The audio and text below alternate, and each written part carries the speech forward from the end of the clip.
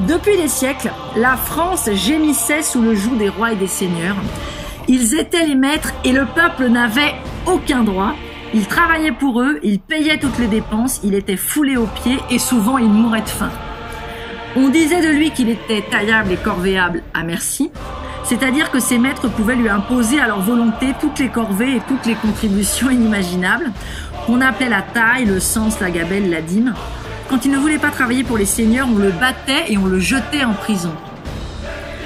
Quand il ne pouvait plus payer les lourds impôts qui l'écrasaient, on vendait sa maison, ses outils, on jetait les pauvres gens dehors dans les bois où ils se nourrissaient d'herbes. Soumis à tous les caprices de ses maîtres, le peuple ne jouissait d'aucune liberté, il ne pouvait ni suivre la religion qui lui convenait, ni diriger les affaires de la ville ou de son village, ni exercer les métiers qui lui convenaient. Tous ces gens qui ont fait cette réforme de de l'école de la Troisième République, c'est francs-maçons et protestants. Pourquoi est-ce que je vous parle de tout ça? C'est parce qu'à partir de ce moment-là, la République, ça devient la France. Qu'est-ce que vous faites de l'histoire du Moyen-Âge? Elle ne peut pas rentrer.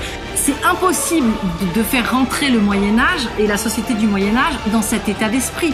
Ça n'a pas sa place. La société médiévale, sa mentalité, sa culture, son organisation sociale et politique, ils ne peuvent pas être dissociés du christianisme et des institutions ecclésiastiques. Donc, on ment évidemment sur lui et la République n'a pas d'autre moyen que de mentir parce qu'elle ne peut rien en faire. Elle ne peut pas le faire rentrer dans le moule républicain.